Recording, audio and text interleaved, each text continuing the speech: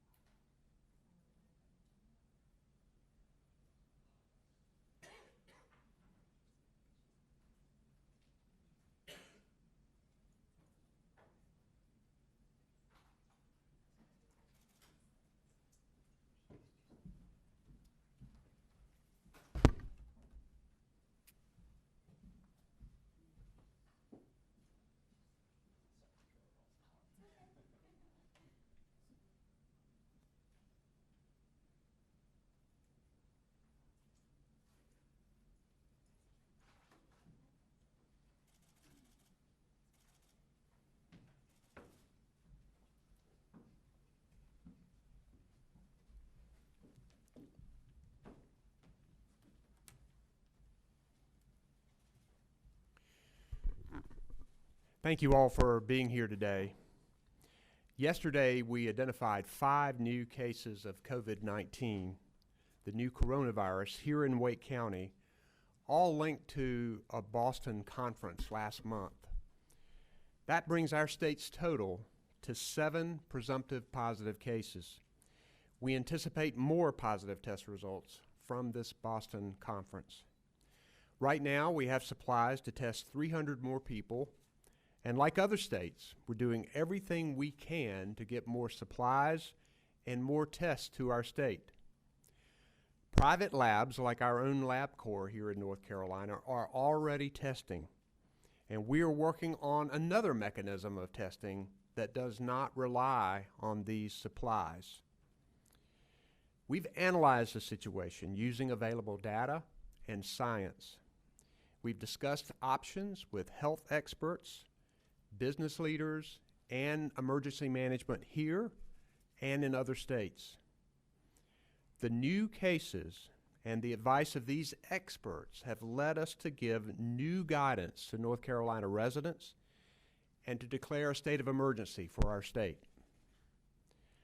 While we do expect many more cases, we can limit the number of people who get seriously ill. The main purpose of declaring a state of emergency is increased flexibility to respond and prevent, as well as to allocate funds where needed. The state of emergency can help speed supplies and gives health and emergency managers more budget flexibility. It protects consumers from price gouging. It encourages insurers to make testing available for little or no cost. And it expands the ability to use more health professionals who are working to respond to this virus.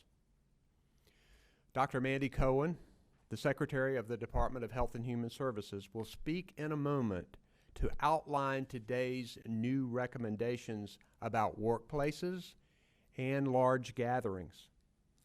This new guidance is especially important for people older than 65 and those with a chronic health condition. Even though we know that that population is most vulnerable, I ask all North Carolinians to take this seriously. For example, though most young people who have contracted the virus have experienced milder symptoms, they are not immune. Anyone can carry the virus to loved ones or friends who could become ill. Protecting public health means being cautious and being prepared. Today we are both.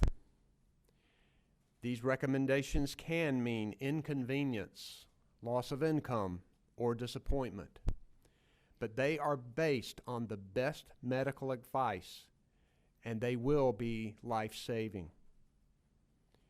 We do want people to take this seriously, but we also want them to go on living their lives, particularly those who are not in the higher risk group. We just need them to do it wisely. Here are some steps that everyone can take to protect yourself and your family. Wash your hands often and avoid touching your face. I know we're all doing this more now, but I urge you to continue to do that. Cover your mouth and nose when you cough or sneeze. Clean and disinfect surfaces frequently. Stay at home if you're sick, and have a plan in case you need to miss work. Avoid mass travel and large gatherings if you are in a higher risk group. Finally, here's where you can get the latest information at our North Carolina Department of Health and Human Services website. It's ncdhhs.gov/coronavirus. I know that people are worried about this virus, and I want to assure you that the state of North Carolina and your public health directors and emergency responders are working hard. Our most important work is keeping people healthy and safe. I'm joined today by the Secretary of the Department of Health and Human Services, Dr. Mandy Cohen, the North Carolina Emergency Management Chief of Staff, Will Ray, State Public Health Director Dr. Elizabeth Tilson, and the Secretary of the Department of Public Safety, Eric Hooks. Emergency Management Director Mike Sprayberry is in Robeson County at a legislative hearing on hurricane response. Lee Williamson is our sign language interpreter today. I want to recognize Dr. Cohen to go over these recommendations, and then I want to recognize the Chief of Staff of the Department of Public Safety, Will Ray, to talk about the emergency management side. So, Dr. Cohen. Thank you, Governor. So the actions and recommendations we are sharing today are to help us slow the spread of this virus and protect our more vulnerable neighbors. We each play a role in keeping our communities safe and healthy. And we understand these actions are going to have impact on people's lives and our communities. And we're making them based on guidance from the Centers for Disease Control and Prevention, current actions from other states, and the most up-to-date epidemiology evidence that we have to protect our public health. This is a critical moment in the growing outbreak of COVID-19 in North Carolina, when such measures can potentially impact the spread of the disease. Many of the recommendations we're making today are targeted, as the governor said, at protecting people at high risk of severe illness, which includes adults over the age of 65, those with underlying health conditions including heart disease, lung disease, diabetes, or with a weakened immune system. So here are the recommendations we're making statewide. People at high risk, and by again that means above the age of 65 or with underlying health conditions, should avoid large groups of people as much as possible. These include gatherings such as concert venues, conventions, church services, sporting events, and crowded events, social events. Second, facilities that serve as residential establishments for high-risk persons should restrict visitors. This would include places like independent and assisted living facilities, correctional facilities, nursing homes, and facilities that care for medically vulnerable children.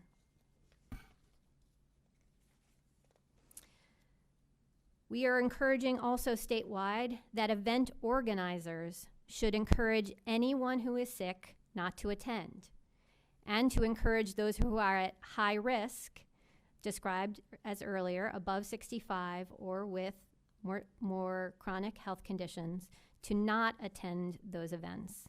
We encourage event organizers to adopt lenient refund policies for people who are at high risk. Find ways to give people more physical space to limit close contact as much as possible. Encourage attendees to wash hands frequently and clean surfaces with the appropriate cleaners. Additionally, travelers returning from countries and U.S. states impacted by COVID-19, please follow the DHHS guidance on self-monitoring. Again, that is available on our website. And so that is our guidance for the entire state of North Carolina. But as you know, as the governor mentioned, we confirmed 5 new cases of COVID-19 in Wake County, increasing that total to 6 in Wake County. And therefore, we have some additional recommendations for those of us in the Triangle area. First, employers and employees in the Triangle should use teleworking technologies to the greatest extent possible. Additionally, employers should urge employees to stay home when they are sick and maximize flexibility in sick leave benefits. We ask employers to consider staggering start and end times to reduce large numbers of people coming together at the same time. Obviously, we know that many people, like those who work in restaurants and teachers, cannot telecommute, and we are not recommending that at this time. Second, organizers of mass gatherings for events here in the Triangle that primarily target or draw high-risk persons, including those that attract older adults, should consider canceling or postponing those events. I want to address schools specifically. The good news is that children appear to be at low risk of serious infection with the virus. This is a different situation than we had during the 2009 H1N1 pandemic. This is why we are not currently recommending preemptive closure of schools. However, the closure of schools might be necessary in some specific circumstances during the course of this epidemic. For example, closure may be recommended when there is need to do any sort of public health investigation, or a case of cleaning is required after exposure in a school or child care setting. And I remind us that this situation is rapidly changing, and recommendations about school closures could change as we learn more. But today, we are not recommending any preemptive school closure. And we know that decisions around school closures are always difficult to make. And we're committed to working with school leaders to determine what is in the best interest of their community moving forward. Perhaps the best thing we can do to all protect ourselves, our neighbors, and our state is to be sure that we are getting accurate information. I'm worried about the misinformation that's being shared across social media. It's harmful. Please rely on trusted sources of information. We are updating our website, ncdhhs.gov/coronavirus, regularly. You can also go to the CDC website. Let's be guided by compassion and reason and work to support each other as a community. Thank you. I'll now recognize Will Ray, the Chief of Staff of the Emergency Management.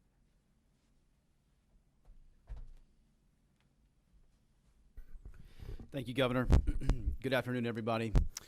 We wanted to briefly just talk about some of the actions that we're taking here as the Department of Public Safety partners with the Department of Health and Human Services to make sure that we are postured appropriately so that we can protect the residents and visitors of North Carolina. As you're aware, last week we have activated our Joint Information Center here at the State EOC to make sure that our messaging and public information going out is coordinated. We're taking an additional step this afternoon, and we are activating the State Emergency Operations Center later this afternoon, so that this enhanced posture will allow us to leverage our all hazards and scalable response framework that also allows us to access the respective capabilities and resources of our state emergency response team partners from across public, private, and nonprofit sectors.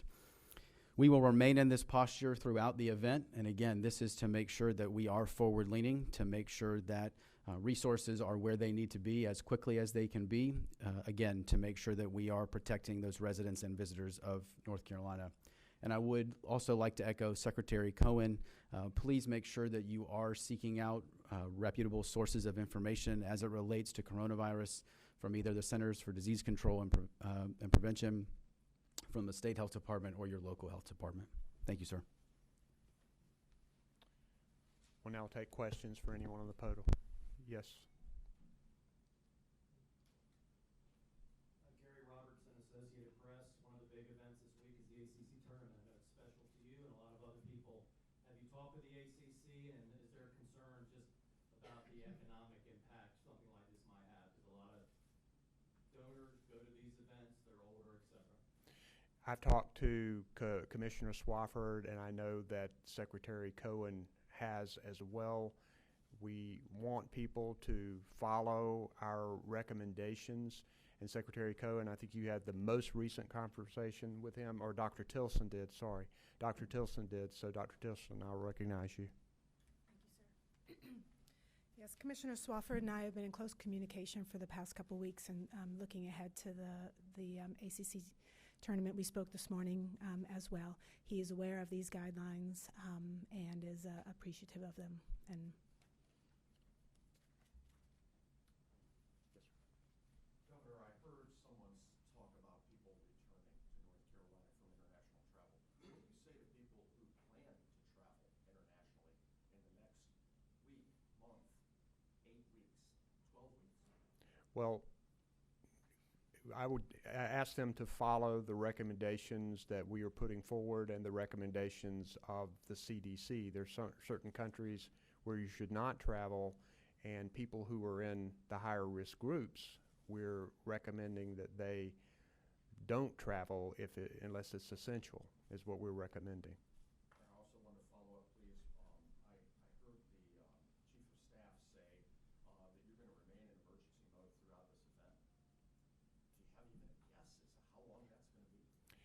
I'm going to let Dr. Cohen maybe give a response to that. And I'd also say that the travel guidance for folks was also put out by the CDC yesterday in terms of high-risk individuals not traveling. But in terms of how long do we think we'll be in this activated posture, I don't think anyone could know the answer to that question. My hope is as short a time as possible. I think we are looking to what is happening internationally right now to get some sense of things. I think we are seeing less and less new cases every day in China, which is a good sign. So they've had about a 2-month episode of intense activity here. And so we are planning for this to be an extended posture, which is different than a hurricane kind of posture. So we're all going to have to be sensitive about the fact that this is a marathon. So it could be months. It could be months. The one with our WTBD, how long can this virus actually last on the surface of anything? Or can label it spray anything to keep themselves safe? I'm going to let Dr. Cohen or Dr. Tilson answer that, but first I want to respond to something that I had asked earlier.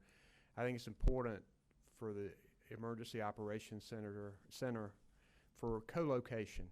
Having the public health people move over here and integrate with the business community, with the nonprofits, with the emergency managers, it works so much better when everyone is in the same place and everyone is communicating with each other, and that's why we want to open this, and I think the public health officials were looking forward to getting this done because we were operating in separate places, and activating the Emergency Operations Center is very important in that regard, and I'll let one of you guys talk about that. Yes, sir. Still learning more about this virus as well, but also looking back at what we know with other coronaviruses, probably a matter of hours, 3 to 6 hours. And then there is a list of approved disinfectants that should be used for surface cleaning that's available on our website.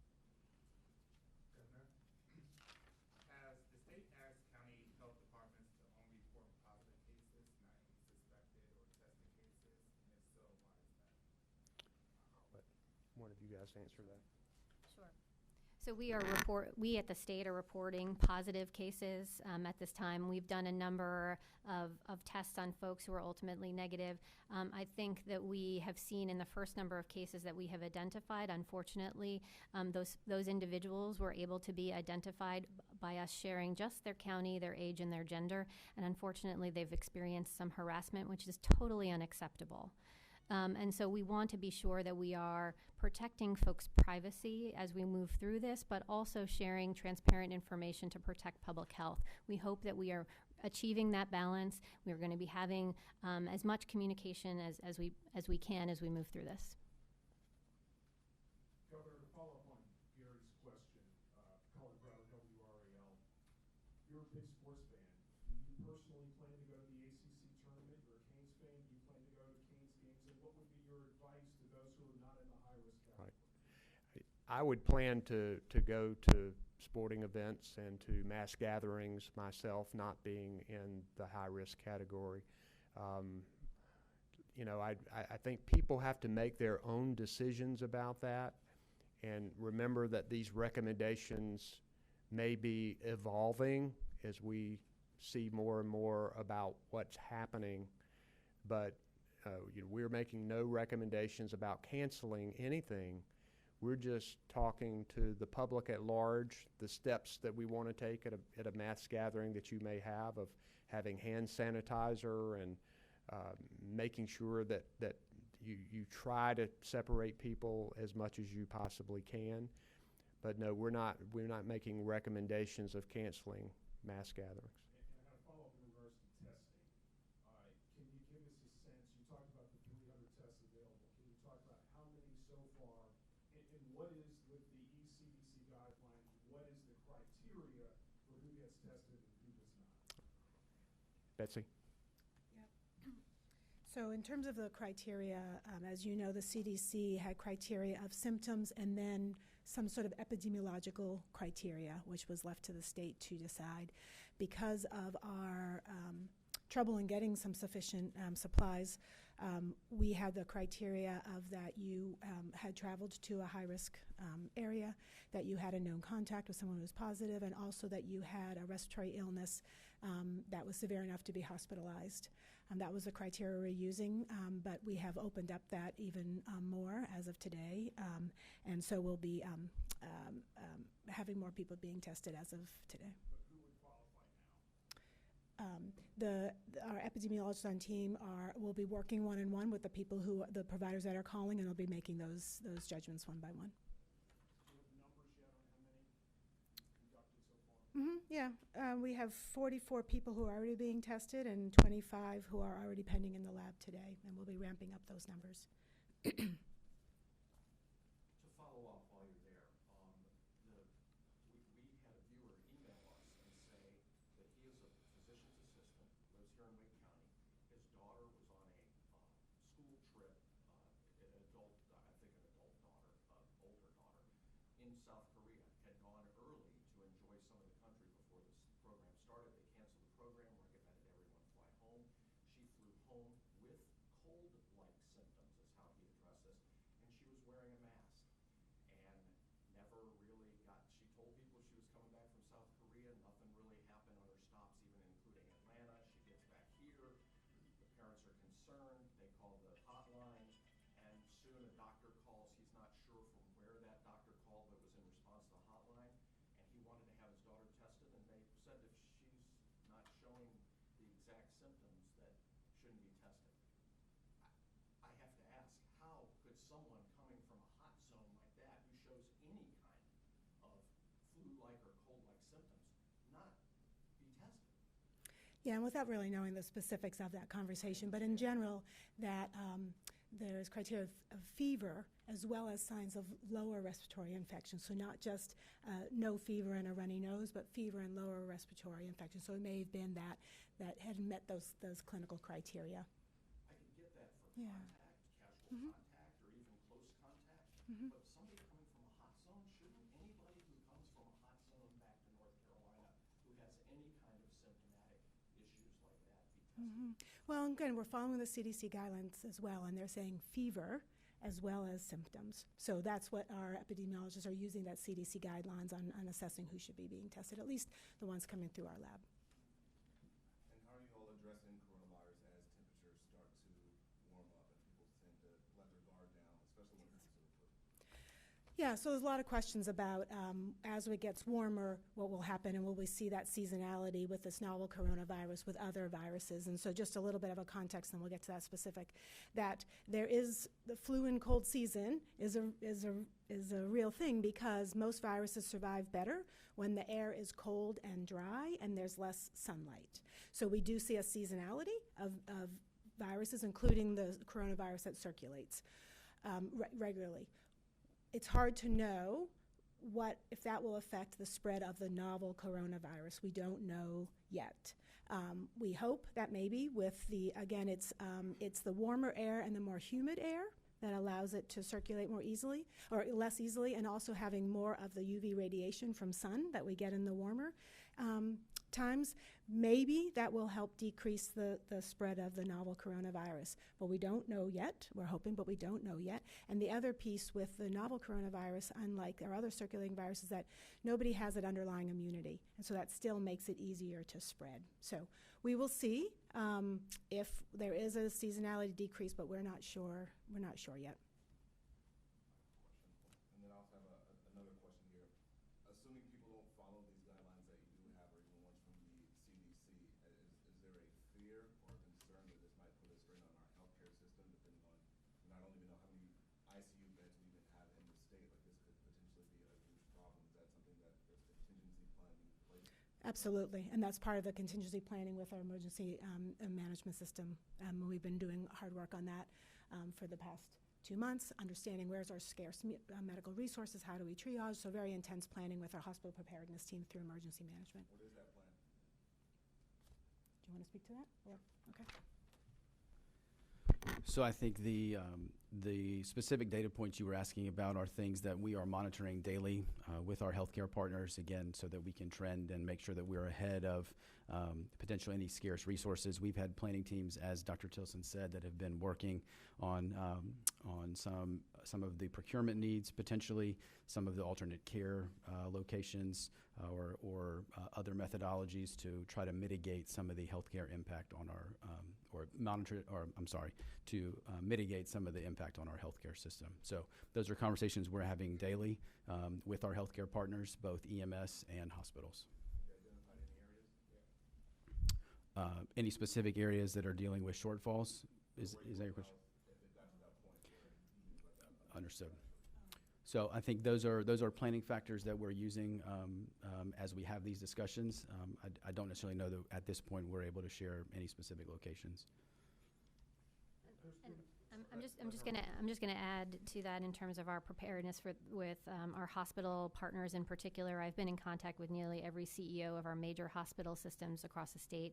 All of them have stood up task force within their own hospitals to respond to COVID. They've been running tabletop exercises. Those are things that now that we are activating with the emergency order, activating the Emergency Operations Center, you're going to see those kick up into higher gear now. But know that folks have had pandemic plans, and they are activating those. There's been some guidance over the past several days on people who are traveling from impacted countries and other states that have states of emergency. North Carolina is now one of those states. For instance, UNC has basically told students who travel to states of emergency that they need to self-quarantine when they return. What will they do now? Yeah, so the guidance we are putting out today, as I mentioned, is asking any returning traveler, both internationally as well as domestically, that they're coming from places where we're seeing community spread, to do the self-monitoring that is on our website. And that includes things like making sure that they're being very aware of their symptoms. Are they having any fever, lower respiratory symptoms, cough? And if so, to get in touch with their provider if they would have those symptoms, to isolate themselves and get in touch with their doctor at that time. Doesn't mean that they need to be quarantining themselves. Again, quarantine is the term that is used for people who are well, but need to be isolated. Isolated is when you're already sick. So we're not asking folks to quarantine, but what we are asking folks to do is self-monitor so that they can quickly be identified. But for UNC, where they were basically telling students who had traveled to, for instance, California or Florida coming back from spring break, that they would need to self-quarantine for 14 days. Since we're now a state of emergency state, what would be your recommendation to UNC? So I'd have to look at exactly what UNC is recommending, and I would say, one, we're very lucky that the interim chancellor of UNC, Bill Roper, is a former head of the CDC, so incredible public health expert there. So we are in constant contact. I've talked with Dr. Roper over the last number of days, and so we're trying to be in close contact to make sure we understand what they are doing, and that we are aligned. We know that different institutions are going to make decisions. We are putting out the guidance for the whole state and for the Triangle area. There are folks that may want to go beyond those for protection purposes. We welcome that, but these are the ones that we feel like are appropriate for the state at this point.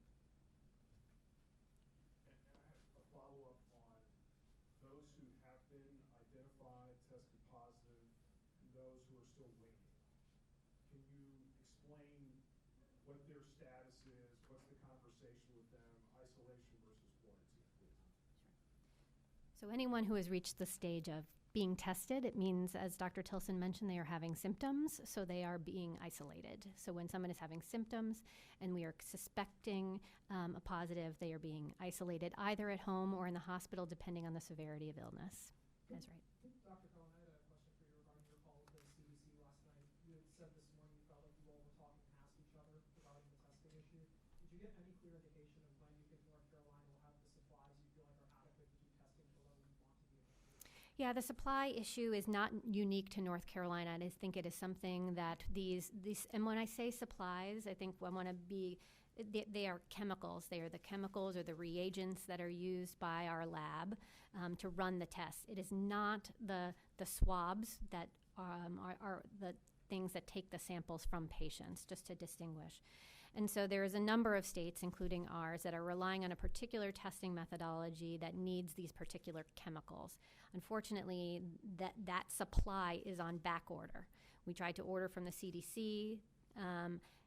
We're ordering directly from the manufacturer. We're getting some in. I think the more productive way forward for us in the state is we're actually bringing up a second testing methodology. We're waiting for the FDA to give us final approval on that, but we want to be ready to go as soon as that it's approved.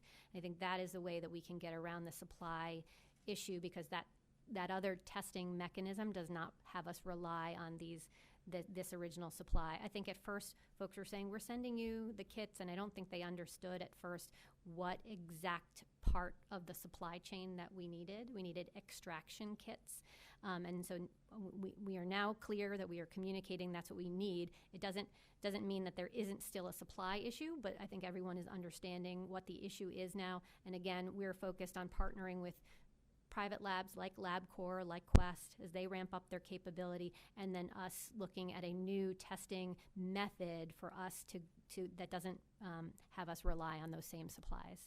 And this may be a question for the governor, but with the recommendation of the triangle that people telework as much as possible, what changes are you making in state government to be able to do that? The executive order deals with state employees, and it is very similar to the recommendations that are made in the executive order. Our HR department is going to come forward with more specific recommendations, and some departments, depending on what they do and how they do it, it may be different.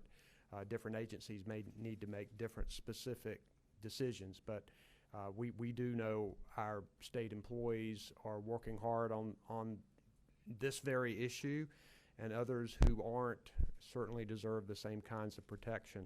I want to address one more time the testing issue that Ed brought up and that you brought up, Michael, as well, is that there's no question that our public health officials want to expand greatly the testing criteria.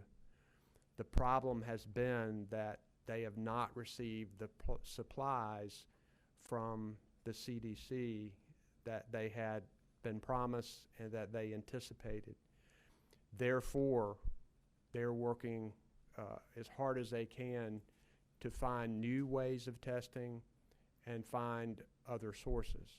So, for example, even though we have a shortage of this supply to run these tests, we also have another way we can do it that doesn't require those supplies that we're working on to try to get approved that would allow us to open the criteria even more.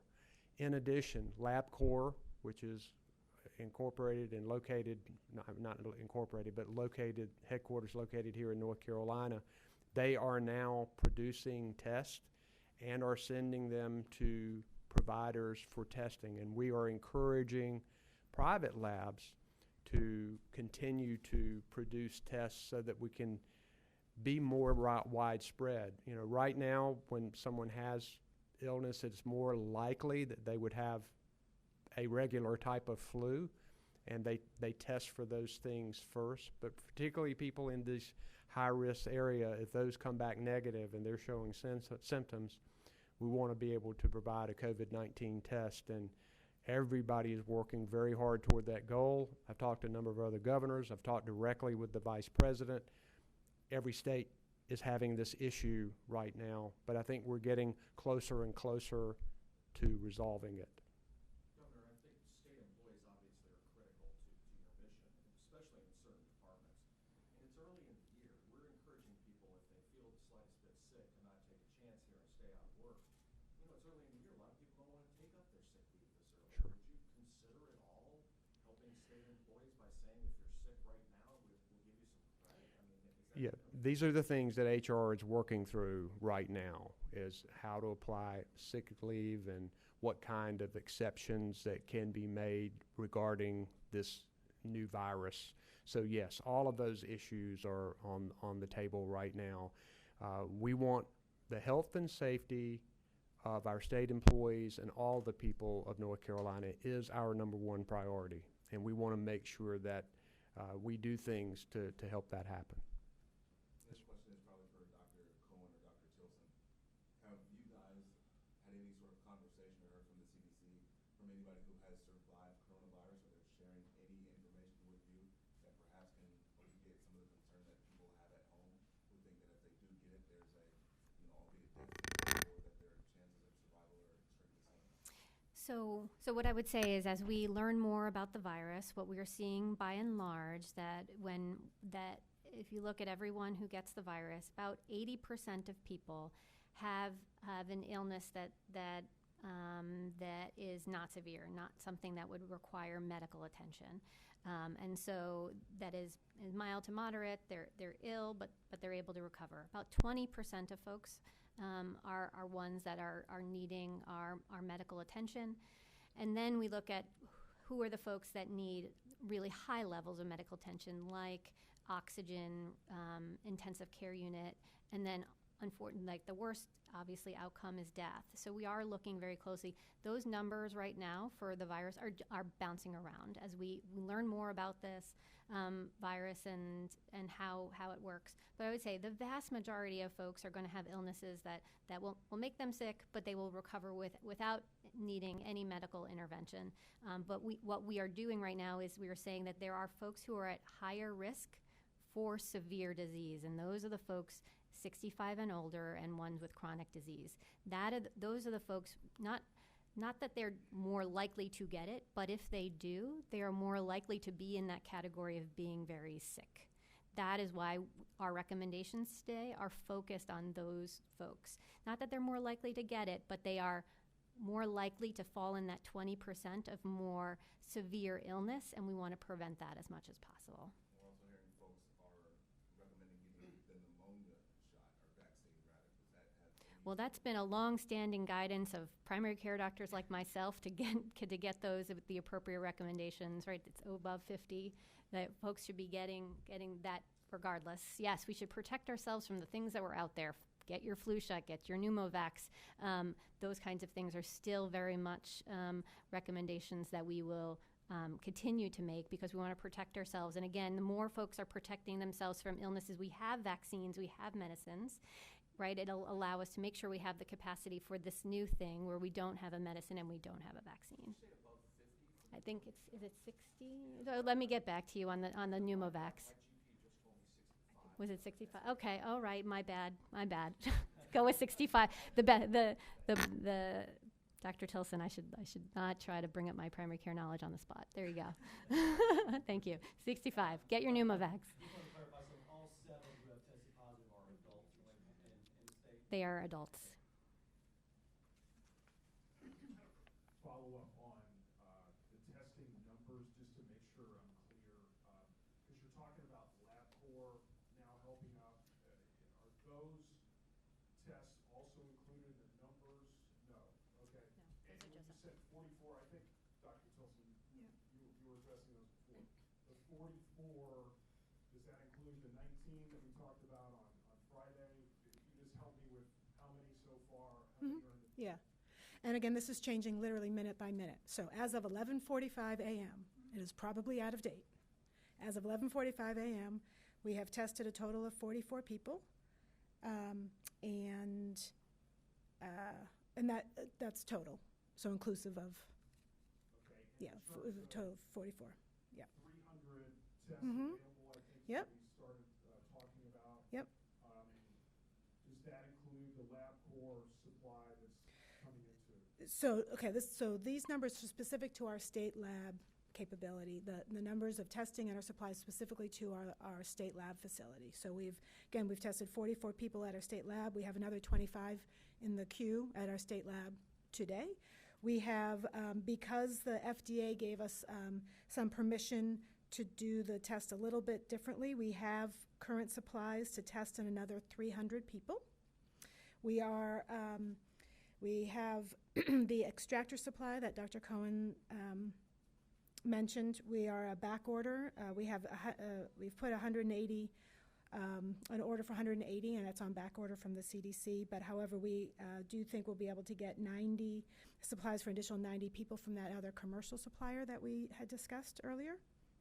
And then once we go to this different process, and once approval, we hope by next week we'll be able to have sufficient supplies to test an additional maybe 1,500 people as of next week, assuming approval and assuming we bring that online. I'm sorry, last question on this. So health departments that have said, hey, we're working with LabCorp now, where do those tests go? Do they end up going through the state lab, or do they end up going somewhere else? No, sir. So the actual the swab that you do on the person goes to LabCorp.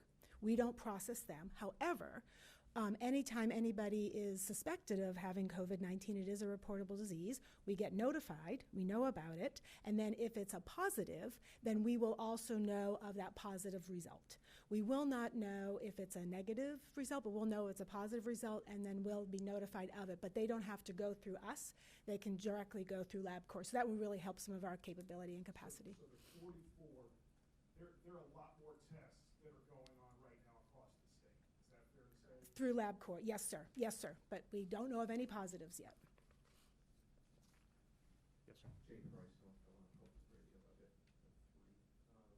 First, Governor, you opened the news conference here talking about the latest 5 cases and said that we could probably expect some more out of that. I guess the Boston conference that you spoke to about are those additional cases people here that they had contact with, or someone else had contact with here, or are they more people who travel to Boston? We'll let them do that. So this additional 5, so there was a Biogen conference in Boston, and those 5 people were there and came back, and now have had tested positive. We just learned about them last night, so right now our local health departments will be doing that hard work that they do in terms of talking with the person, understanding where they went, doing that contact tracing, doing that monitoring. So they're just starting in that work now of that monitoring and follow-up. So your question?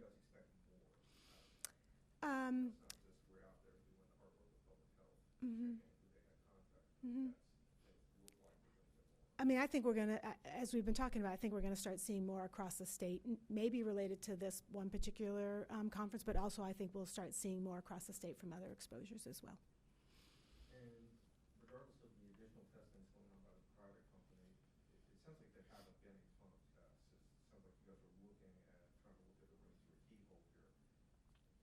Am I wrong in just saying you don't have any idea at all how many cases there are out there? There might be hundreds or thousands at this point, which is not enough testing to kind of pin down any sort of reliable picture. Well, I think what you're seeing is as we step up our activities here is exactly that. We don't want to be limited by just what we're seeing in the tests. So the governor having the executive order to declare the state of emergency, us standing up the Emergency Operations Center, and for us taking the step, particularly in the Triangle area, of saying let's move to some new recommendations where we'd like to see employers and employees use telework as much as possible, where we're actually recommending mass gatherings that are targeted to high-risk folks. We're asking them to take them down. I think what you are seeing is us step up our posture in that even at the low number of cases we have, just because of what we are seeing in other states and around the world, right? As we see things are escalating, even if we don't yet have the level of testing that we would want to, and we are accelerating that, we want to make sure that we are taking the appropriate steps early in the spread to do as much containment as we possibly can.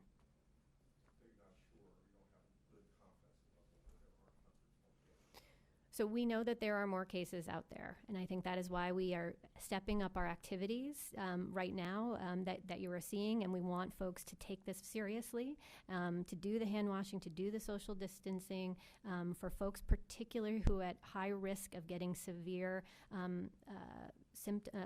severe impacts of this disease, to really take this seriously and to listen to these recommendations, particularly in the Triangle area.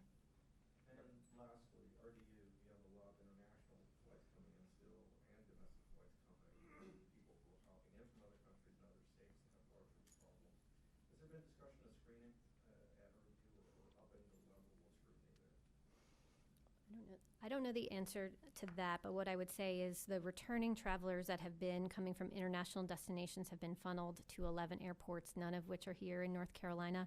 But we know that the virus is in a lot more places now, and we haven't seen the increase in the level of screening.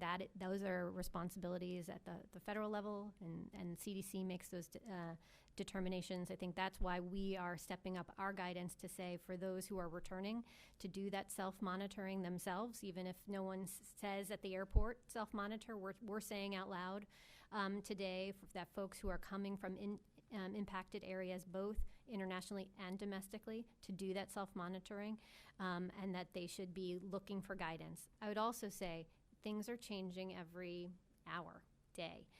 We may have more guidance for you tomorrow that looks different based on the information that we have, both from the CDC, from other states, and what's going around on internationally. So I'd say stay tuned for additional information as we work through this. Dr. Cohen, earlier you had mentioned that nobody is immune from the coronavirus. If someone contracts it and then ends up surviving it, are they then immune to it at all, or do they have the risk of catching it again at all? Yeah, no, it's a great question. We're still at the very beginning of this, and we don't understand all the things that we would like to about the virus, and I think those are things that we're going to try to understand. Viruses can change very slightly as they work through populations, and so it's still unclear to us, will there be variations on the virus? I think that's getting ahead of ourselves. I think we want to focus on the issue at hand, which is making sure that folks are focused on the guidance, doing the appropriate things to protect themselves, particularly if they're at high risk at the moment. And also, just to piggyback on high risk, I know we've said 65 and older. What about for infants or newborns who haven't quite built up that immune system just yet? Yeah, so what we are seeing, again, we can only rely on the information we have from where the virus has impacted others. We're not seeing cases in children or in infants to the greatest extent. We're not exactly sure why yet. That's the research that's going on now to understand it. But it's good news that we don't see as many cases of children. We're not sure if that's because it's subclinical, meaning that they have it and they're not showing symptoms, or they're not getting it at all. I think those are the things we need to suss out. Either way, we know that the high-risk group are for those that are 65 and older, and those with chronic diseases like heart disease, lung disease, and something like diabetes or a weakened immune system. Seems like you're having to walk a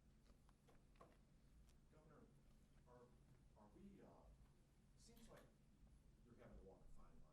You know, we have to be concerned about commerce in our state, obviously. You don't want to cancel all public events. Does it concern you that we're not doing that? And is there some point where you may have to do that? We need to rely on data and the science that we have. And what we've done today with this executive order and with the recommendations that we're making are based upon the science and the data that we have. And I think that as we see this goes along, it could change for the better or for the worse. We don't know at this point. So we want to make sure that our reaction and our prevention matches the problem that we have. And I think that we are doing that right now, and want to encourage people to pay attention to good news sources, to these websites, both at the federal CDC and our state Department of Health and Human Services, to get the real facts about this, because there is a lot swirling around. You've heard a lot of real facts today that tell people they need to be prudent, and gives you some higher risk groups that they need to be even more prudent in things that they do. But I think that it's important for us to make sure that we are protecting the health and safety of the people of our state, and that is the #1 priority. Thank you, guys.